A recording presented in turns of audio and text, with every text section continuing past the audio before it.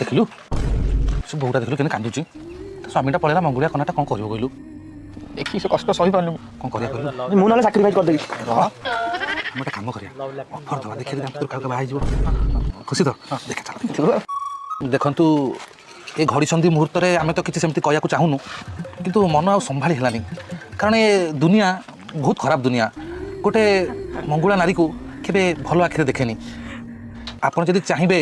ଯଦି କିଛି ଆପତ୍ତି ନଥାଏ ତାହେଲେ ଆମ ମଧ୍ୟରୁ କାହାକୁ ବି ବାହା ହେଇପାରିବେ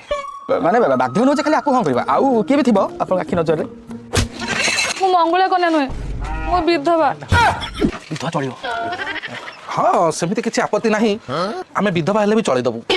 ମତେ ଗୋଟେ ପଣ୍ଡିତ କହିଥିଲେ ମତେ ଯିଏ ବାହା ହବ ସେ ଚତୁର୍ଥ ଏତେ ଦିନ ମରିବ ଏଇଟା ମୋ 4 ନମ୍ବର ସ୍ୱାମୀ ଯା ଭଲ ପିଲାଟିଏ ମା ବାପାର ଗୋଟାଏ ପୁଅ ହୋଟେଲ ବି ଅଛି